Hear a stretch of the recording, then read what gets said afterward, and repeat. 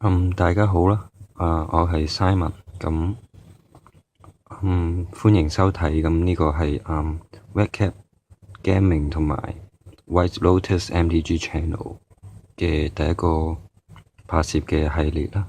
咁呢個系列主要就係講Magic the Gathering 係喺一啲 constructed format，例如 Modern Standard 甚至係 EDH 入邊嘅一啲唔同嘅 deck 嘅，咁就同另一位朋友Mario 佢嘅片段有啲唔同。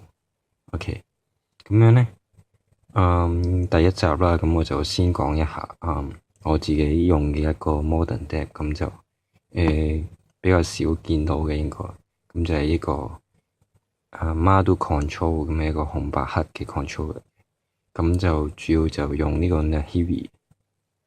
咁喺以前嘅時候咧，就可能Mardu Control 就可能會用呢個Young Pyromancer，咁就再加埋一啲 Dark Confidant Colligan's Command 咁樣嘅嘢，就一個 greedy 嘅玩法嚟嘅。但係始終作戰嘅能力就唔係咁強嘅，咁主要都係要靠一啲 removal，咁有時跟唔到就好大問題。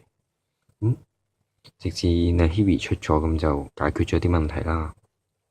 咁佢係本身係一個好強嘅 PW 啦，咁佢有類牌有 removal，亦都可以咁喺呢度嚟講，佢主要就用佢嘅大技啦，咁係要減8嘅。OK，咁就揾喺其他 deck 可能冇揾其他嘢啦，但係呢度咧就得一隻手揾嘅啫，就係揾呢個 Emrakul 出嚟。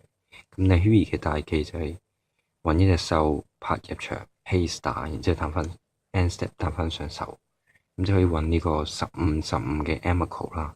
如果唔知佢有咩效果嘅話咧，咁咪只要知道佢係有 flying pull color spell， 咁即係話path to exile 嗰啲嘢解決唔到佢嘅。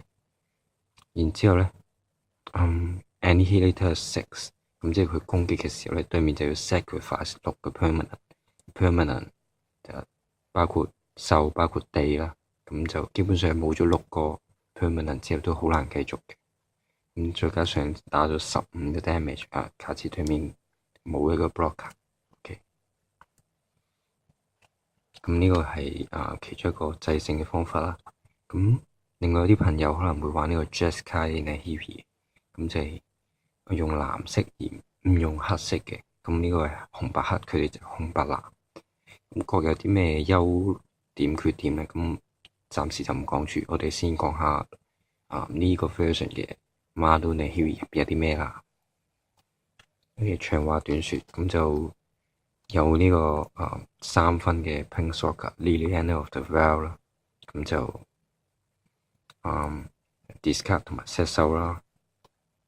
有呢個 Lingering Soul， Lingering Soul 就基本上我覺得如果有黑有白打 Midrange 出嚟，咁我應該要玩呢一張牌，或者玩 Control 就玩呢張牌。咁佢係一個3分出2隻1/1嘅 Flying 出嚟，咁一方面可以保護呢啲 Planeswalker 啦，咁做一個 Trump Blocker， 另一方面亦都可以贏 game。咁其實你一張牌可以出4隻1/1 Flying， 咁基本打幾槍就死咗。咁佢同 Planeswalker 有啲配合嘅，Liliana 同埋 Nahiri 咧都會 discard 自己嘅牌，咁你就可以 discard Lingering Soul， 就再 flashback 翻出嚟，咁又可以出到2隻1/1，仲會低分咗。咁當然啦 ，discard 亦都可以 discard Emrakul 啦。咁如果你用 Nahiri 嘅第一招技 discard Emrakul 啦，咁你記住係先抽牌，咁然之後再 trigger Emrakul 細翻 deck 嘅效果，所以你係唔會加然之後即刻抽翻佢出嚟。